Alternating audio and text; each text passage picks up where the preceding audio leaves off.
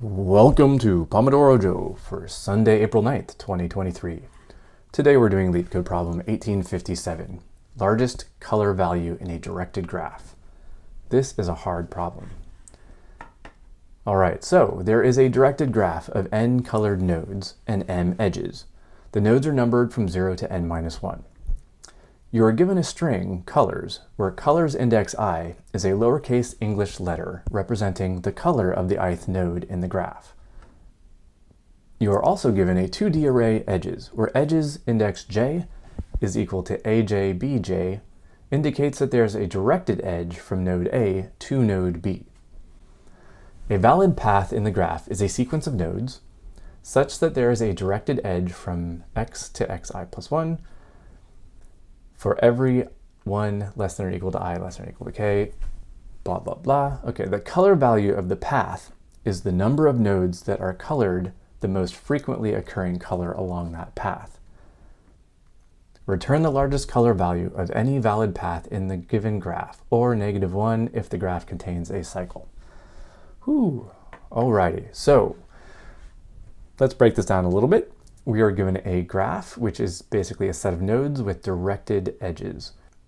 A valid path in the graph goes from some start node to some end node, and along the way, each node contributes a color value to the path. Now we're trying to find the path with the highest frequency, or the greatest count of one particular color. So for example, in this one, we've got a couple different red colors, a blue, and a purple. So we're looking for this path, which has 3 reds, and the answer will be 3. Okay. So, man, this is going to be a hard one. All right. Well, let's put 25 minutes on the Pomodoro timer, and we will get started.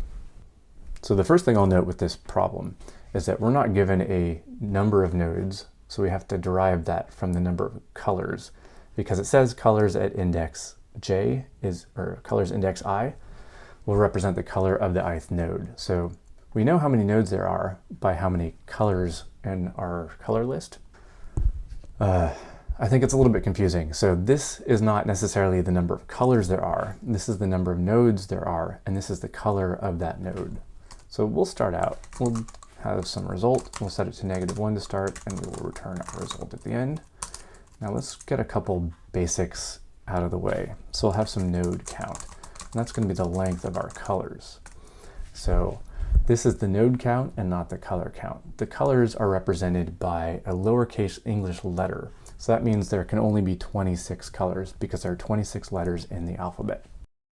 So the first thing I like to do in a problem like this is let's convert these edges into a format that we can actually use. So let's see, we'll have an edge map. That'll just be a default dictionary.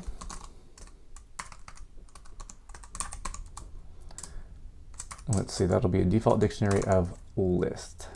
So in the edge map, our key is a node, and the value will be a list of connected nodes. All right, so for every edge in our edges, we can actually unpack this. So let's say for every source and destination in our edges, then our edge map for this source will include the destination.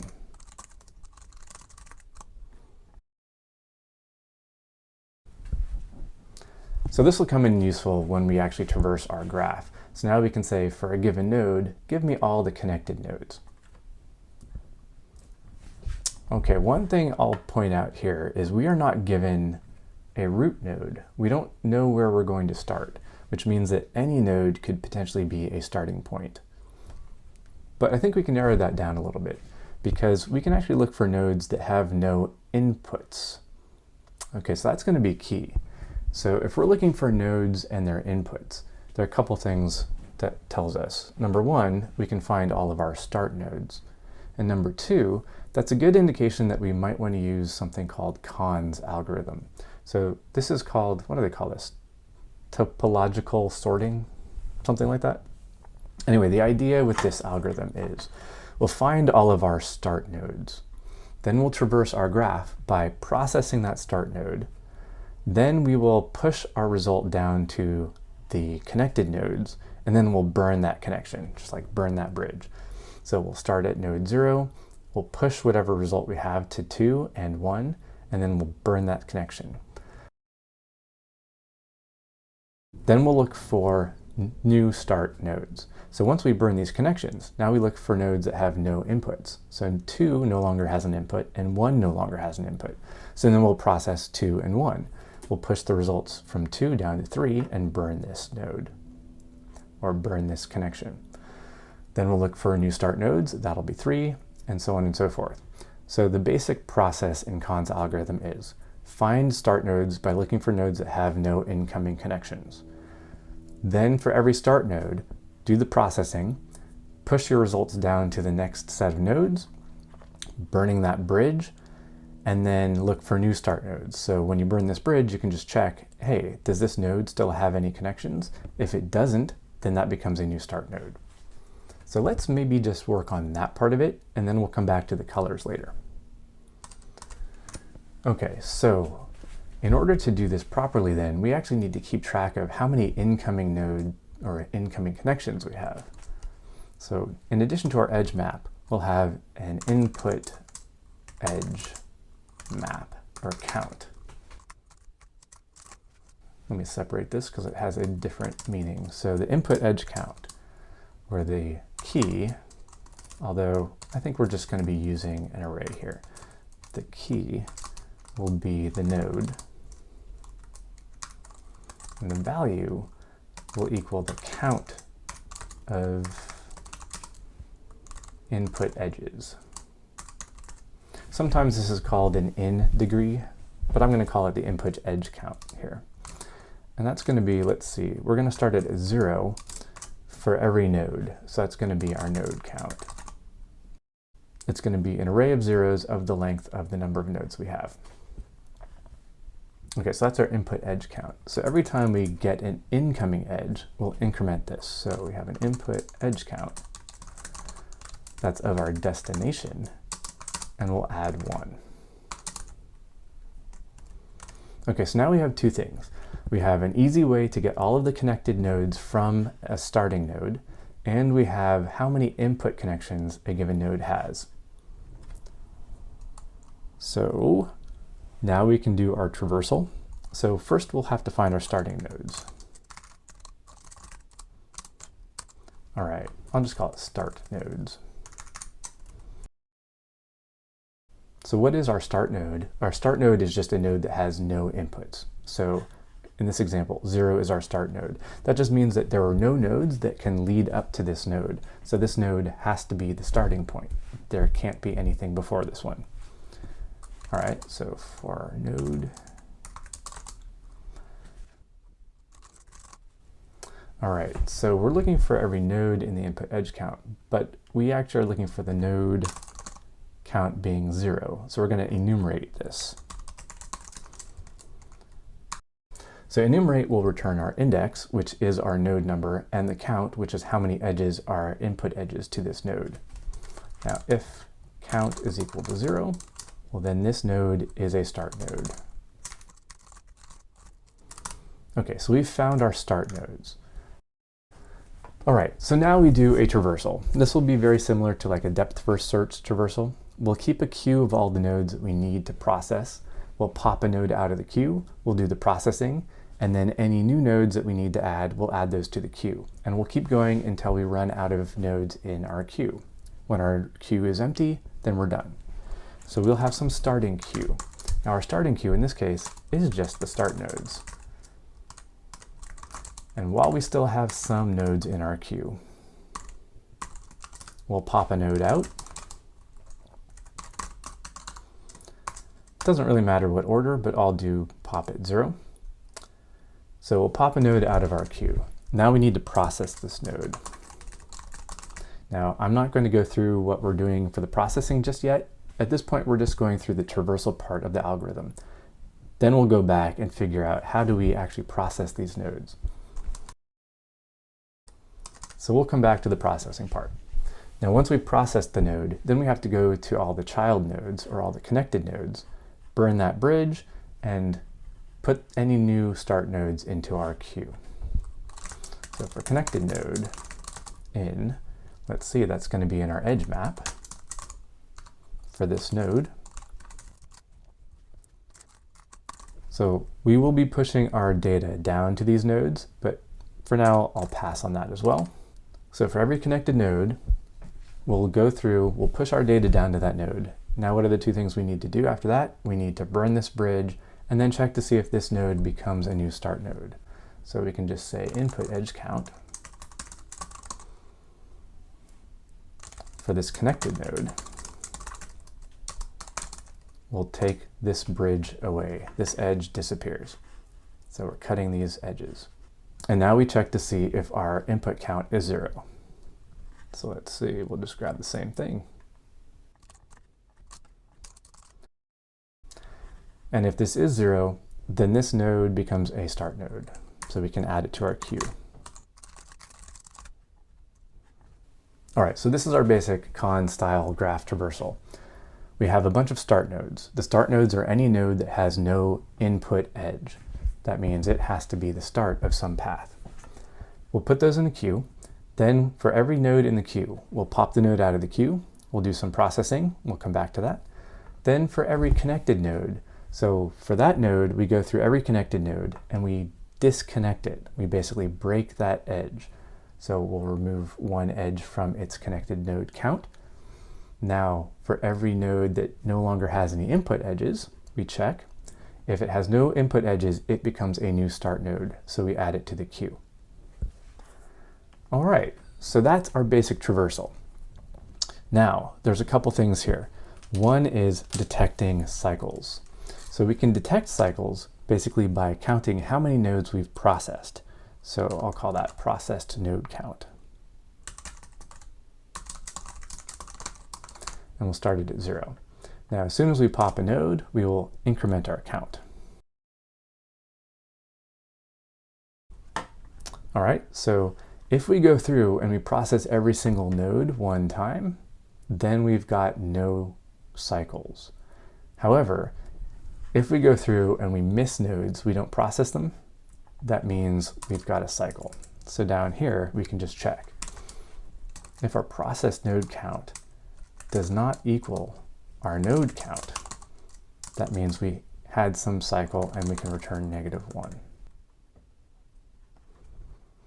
Okay, so this gives us our basic traversal. This should at least run. It won't cause any loops, infinite loops, but we're still missing the main piece, processing the node.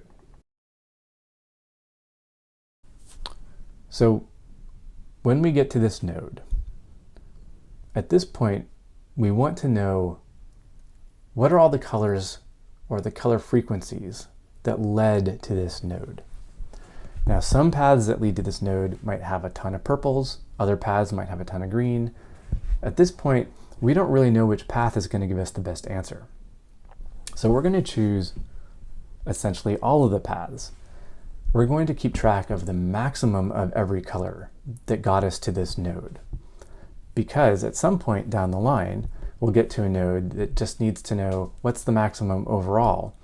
Now, you might say, well, if I'm keeping track of the maximum purple here and the maximum green, there's no path that has both of those maximum values. And that's correct. There is no single path with both the maximum purple and the maximum green.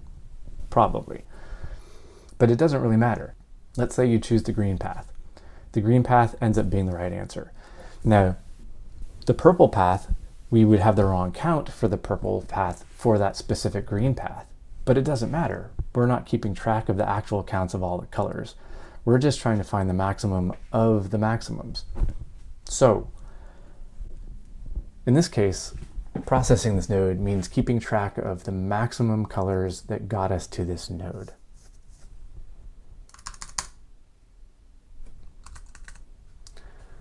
We are totally going to run out of time.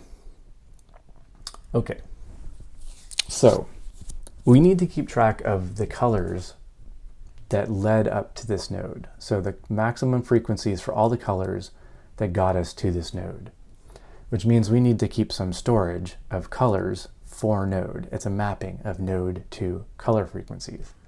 So let's create something out here for that. Let's see, I'll do this up here.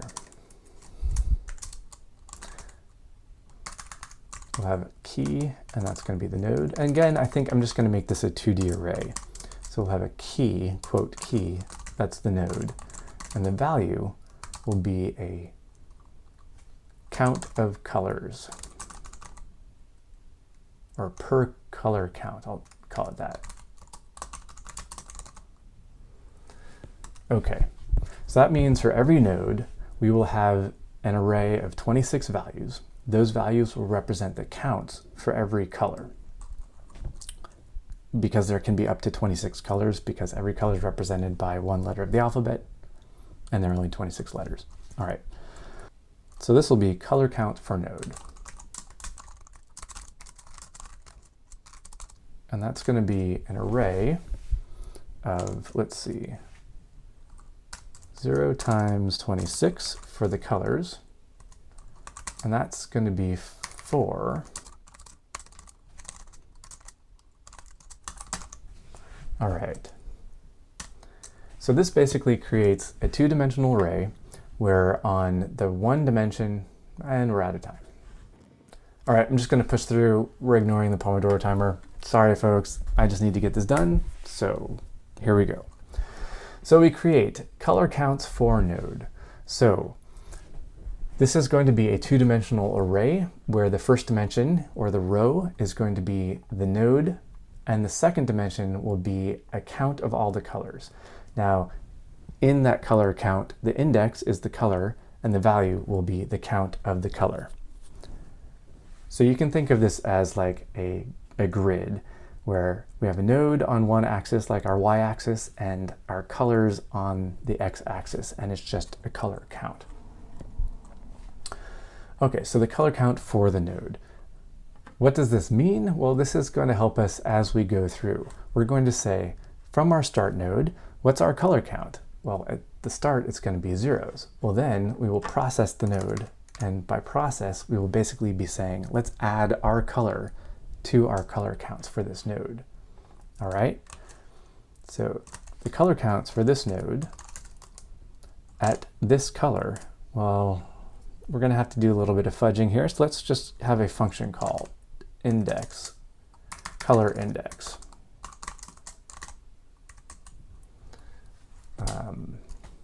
Or index for color, I'll do that.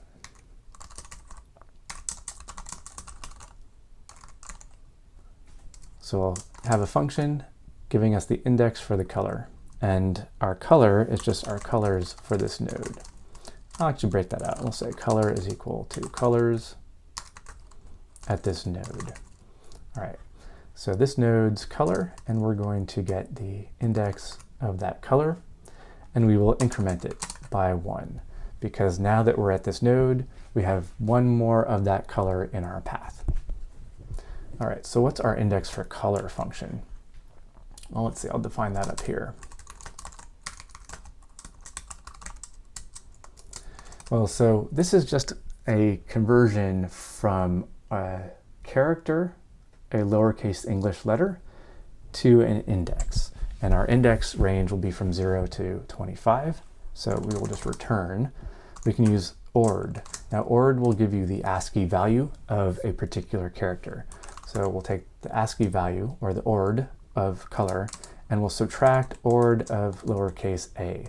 So basically, if we have a, we subtract a, it will give us 0. B, we subtract a, will give us 1. So this will give us our index for that color.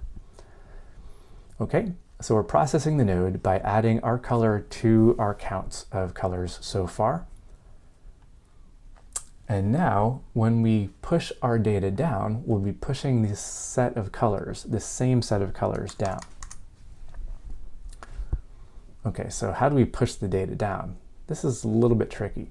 So we will be saying, I want to keep the maximum values for every color between my set of colors and this connected node set of colors. I'll write it and see if it makes sense. Okay.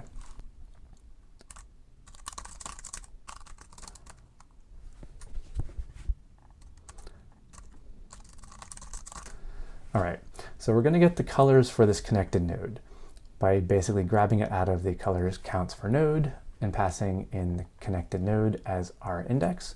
So this will be our connected node's current set of colors. Now we just want to keep the maximum colors for each one of these sets of colors. So we have our own sets of colors. Let's see, I can get that out here.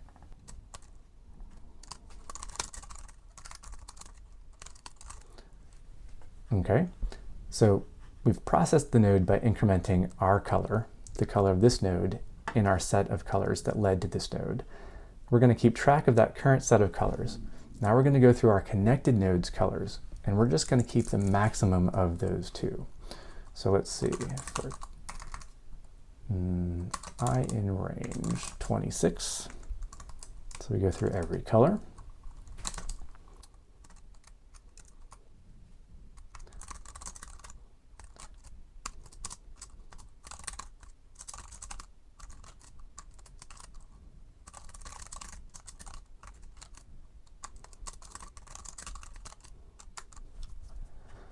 Okay, so we're going to grab our connected nodes colors.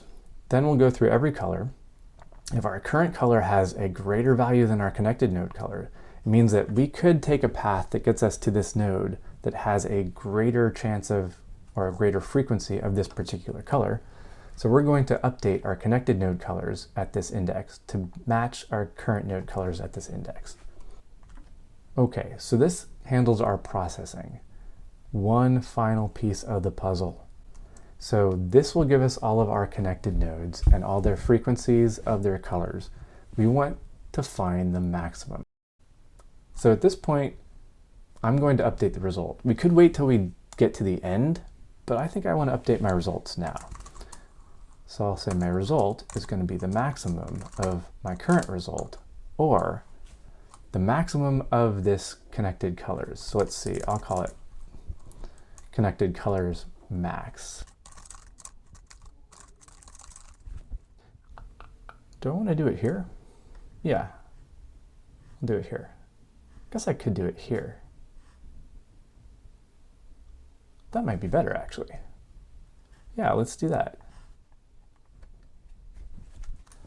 Let's do that. So we'll update a result out here.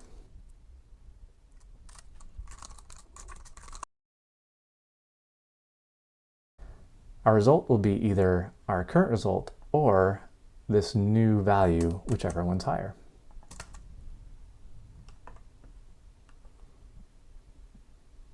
Oh man, let's see if this works. I'm a little bit nervous. Too many, there we go.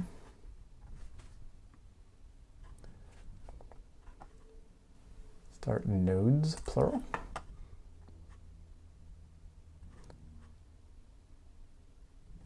Oh, I need to get the max of this set of colors.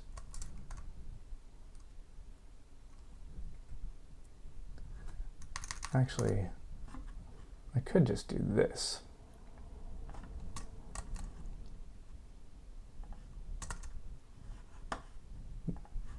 That might be a little bit slower because we're making the same function call twice, but we'll give it a shot.